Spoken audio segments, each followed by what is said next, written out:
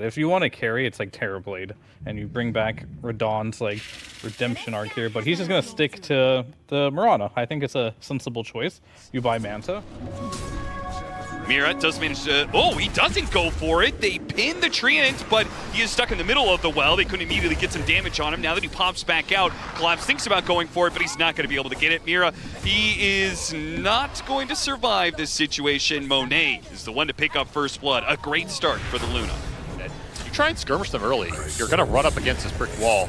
And your spells are generally not stronger in the early game. Collapse feeling the pressure. Yeah, they got the kill on the support at top, and then the other support shows on mid. The three heroes here from G2IG say, this is free, we can dive. It doesn't turn out to be free, though, as Mira and Laurel counter-rotate and get one pick off, and look for a second one in Nova. Slowed down by the blood grenade. He should die to Laurel and his hits. Now, double kill for him. Monet, with the glaives, though, is getting some decent damage. Nothing to say comes in and tries to equalize the situation as Laurel pushes forward with the Ghost Walk, keeping Monet slowed down. Nothing to say. Didn't keep up with him. Moposhka might be able to take advantage of the shard. It pushed him away. They don't know where he is. He's out of sight. Now they spot him. Stuck in the corner. Monet, what a disaster for G2IG. About this exchange as the Mars here, but you'll take what you can get here for your Invoker Mirana. And Laurel will find another kill to be part of. Boboka is trying to slow it down. The shards is going to keep him in place. Now the Brambles goes out. Nova is only going to survive for so long, though. This gives an opportunity for Nothing to Say to cut in from behind. No punish whatsoever because there's no detection. They try to go for Moposhka instead, but I think they're just lacking in the disables to go securing Radon farm. That's the biggest factor here. This Mirana, top of the board, top of the CS, and continuing to have kills set up for him. Back-to-back deaths for JT, as he's going to have to walk out to lane. On top of Yasha almost completed, it's going to be basically done off these stacks. It's going to be a scary team fight when Radon gets active, but they're going to find the opening. Tornado interrupts some of that, but Moposhka still dies. Now they take the one kill and get out. The EMP is enough zoning. They are not going to be able to, well, maybe they go back into it. See, just Laurel's presence via Ghost Walk is making G2IG skittish, and not skittish enough, it seems. JT is going to have his charge away canceled. Now he's caught inside the arena. Another victim of the Laurel Invoker, just continuing to hunt around the map, enabling every single play from Spirit. He just terrorized him. And now they're high enough net worth on Radon that they can make plays without Laurel. He sets it up with the Gleipnir. Hits out their Solar Flare. Collapse is going to get the pin here in bottom lane, but there's mass TP rotations coming for him. He's going to get bailed out. Nothing to say. No jump. He's on the run. Spotted. Just a little bit of vision. Somehow that spear doesn't quite pin to anything there, but he has no escape mechanisms left. A lot of heroes came down here to help out Collapse with that kill, but it is well worth it because Nothing to Say was, well, he has continued to stay at the bottom of the net worth. This is a Void Spirit that doesn't seem to be scaling at all, Avery. It's just too defensive right now on the map. Team Spirit picking them apart. It just doesn't stop. Like, how does G2IG do anything in this game when there's just kill after kill every 30 seconds? They're getting hunted down in the side lanes. Have to combine some heroes right now. Like, you have to create this 2 or 3 man hit squad that you can fire back and try and catch this Invoker on some sort of Sentry Obs trap on the map. Games where he's like, look at Shinkyu. He's playing Basher Slurk. I told you. I was right all along. It's a carry 4 meta. Mid lane, oh no, caught in the Yule Scepter chain stun. Nice combination from Mira and brings down the enemy mid laner as a result. The Yule's almost immediately paying off. He's had it for a couple minutes, but getting a pick off like hero that. On the map trying to get this bottom lane back out. Collapse doing a little setup of his own. Does have pipe, he's very tanky, but still can suffer to the solo eclipse or chain stun potential. Got him on the Yules again while the BKB is on cooldown, and the Bramble does land, setting up the arrow. Moposhka waiting to go for the chain stun here. Hits him with a Walrus Punch, and Radon, he can do plenty of damage. He can't get out of the shard. He's surrounded by Brambles. The Tornado will finish him off. They will be able to trade out for a support, but that is the best G2IG is going to get with this double damage. Man, Radon waited out that entire Blade Mail duration, and this Primal still can't get out. You need like 4 staffs or something to bail you out of these little control piles. Yeah, and they have hit their timings. It's just like, We haven't seen anything good happen for them outside of not dying in certain situations. JT puts himself out there. They immediately jump on it, but it's a bait. G2IG are going to try and follow this one. BKB goes off. If it was a bait, it wasn't a very successful one because Team Spirit, they managed to get out of this situation. Now they can focus back to JT, who is stuck inside this arena with no help coming from G2IG. Not a single BKB has been used for a good fight just yet. An arrow came a little close, sets it up. Wait, side turn around, they're going for it. The Eclipse goes out, but BKB, they turn around, kill the egg, no problem.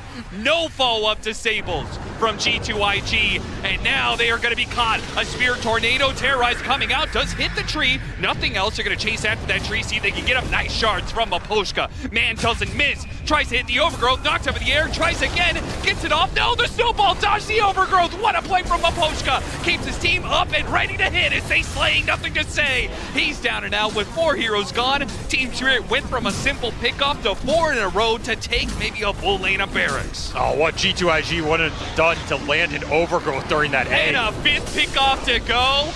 Oh, Monet. G2IG, you went from staying alive in this game to, I mean, this is looking a little hopeless now. Just so many small things going right for Team Spirit and playing the fight super patient, willing to bait out these BKBs, poke until they get some response and back up.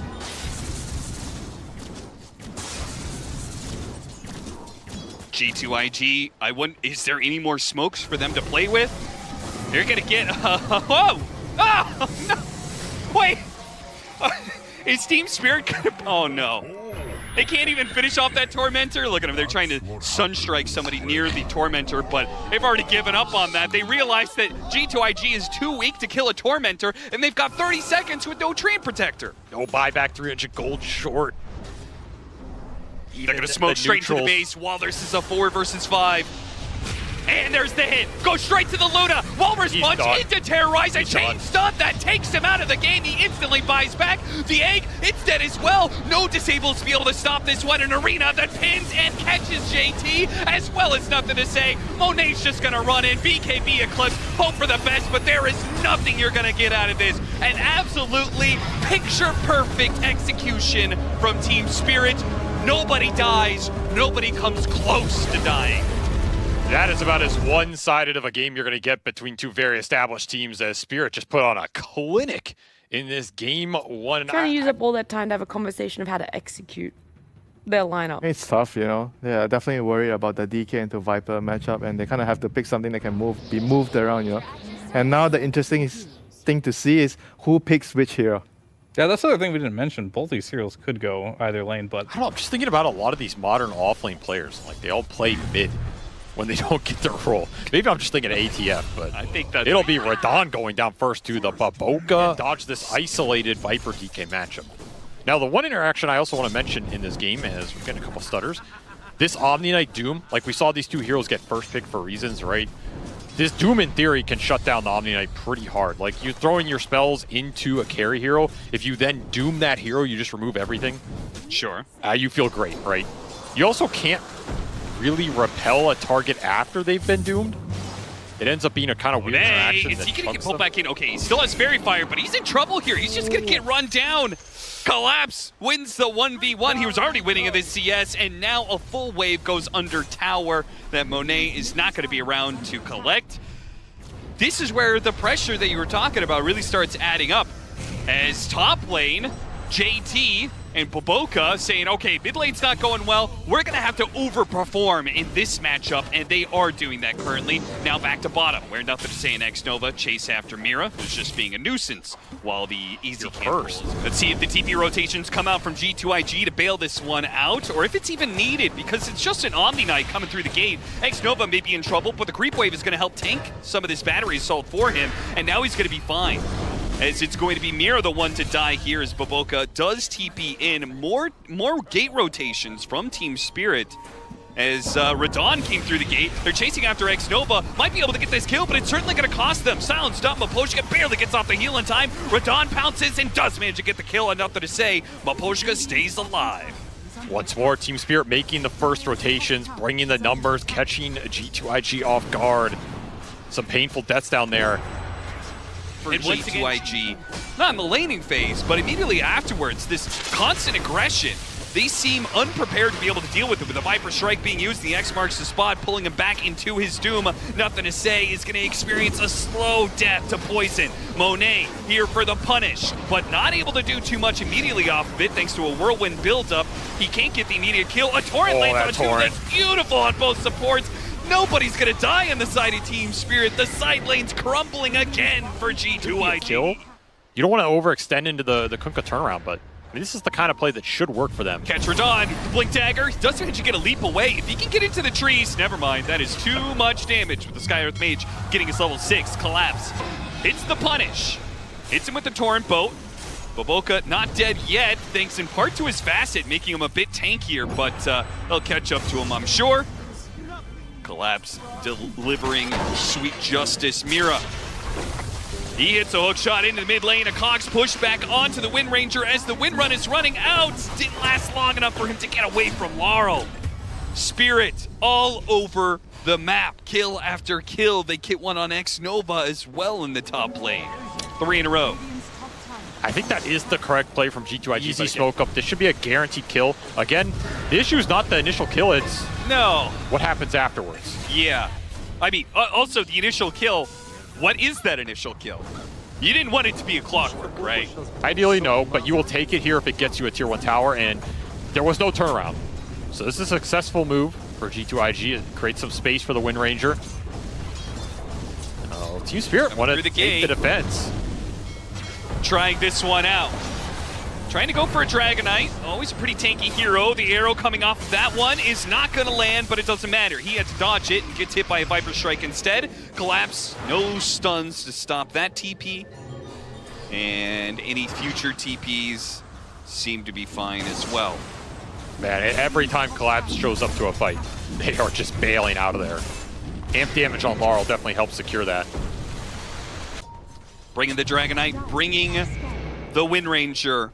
But Team Spirit playing very far back. They would love Radon, but Scan will hit as the Mirana backs up.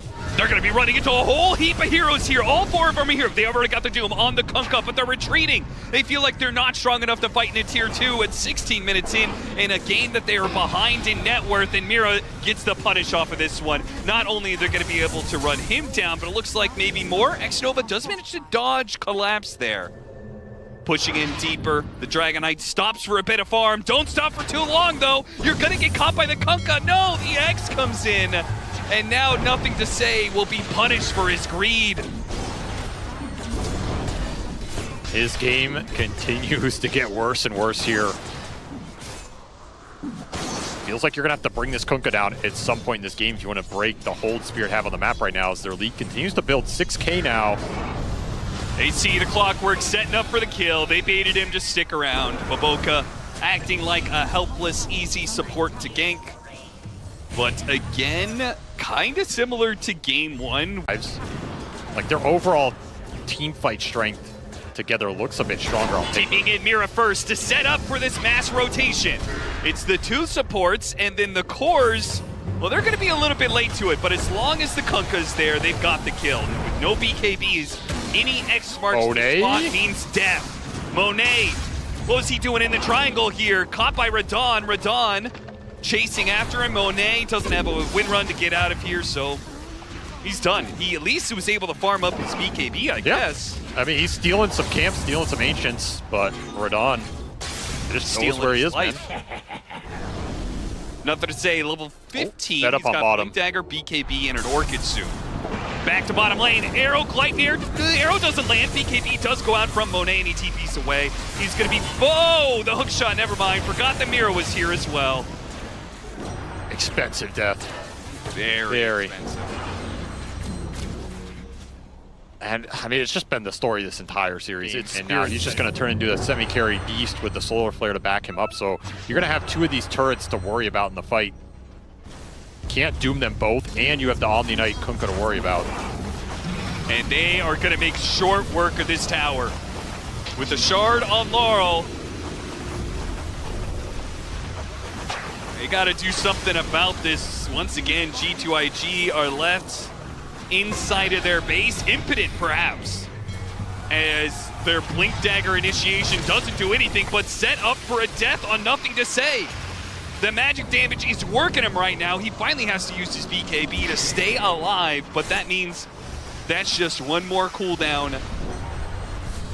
And Team Spirit, just a clear runway for them to be able to go. Oh, Lotus! JT cancels his Doom usage, and he looks for another target, but he's not going to find it. Another BKB that's going to get cut around with a hook shot. Landing and a Cogs, keeping both of them in. Nothing to Say doesn't have a BKB, so he's going to die, and Monet uses his BKB only to kill a Clockwork. Putting a little damage on a Laurel, perhaps. Got him down to half HP. Lotus is protecting him for now, and Monet, he has the X on him, pulled back in. Torrent doesn't quite land. Yes, it does. The Gleipnir goes out. Finally, a Doom is used on a Viper, but the Viper is going to be able to kill the Wind Ranger. The Doom dies in response, and it just is all gone wrong in this series, not just this game for G2IG. He was 10 HP.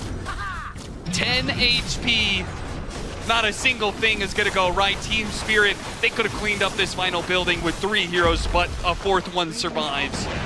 And a Gleipnir goes out for Snap. So Radon does not opt to go for that kill. Stolen arrow and some hopes and dreams is all G2IG have to work with. Nothing substantial as Laurel comes in, back in from the X marks the spot to go for a second lane. Too disjointed of a team fight there. Your BKBs are all over the place. You're the one getting poked down. There just wasn't a clear committal here from G2IG. As like you said, this tournament is about to end for them if they cannot muster defense. Yeah, where was the smoke, mass blink, dagger initiation, right? Where was the chaos? Gleipnir arrow. They gonna go for this? Laurel's gonna chase after him. Boboka. Just as they got all 5 up, Boboka dies. It continues to be a 4 versus 5. They continue to work not just against a net worth advantage, but also a number advantage for Team Spirit. Nice shackle shot on 2. Team Spirit trying to force G2IG out of the game already. Threaten tier 4s and decide maybe that's a bit too ambitious for now. Second BKB one at a time. Oh, they're just smoking into the high ground. Smoking to Team Spirit. Team Spirit holding the high ground. They get a ward up there. Mira's gonna de-ward it. JT already finding himself slow. Nothing to Say. He's going to try and stop it. He pops his BKB to turn around and doom up Radon. Radon is throwing out the damage zone. The Guardian Angel is put onto Radon. He is healthy as hell, and he'll not die to a Nothing to Say Dragon Knight. That'll never be enough, and nothing seems to be enough for G2IG as they will call it quits in not just this series, but the International.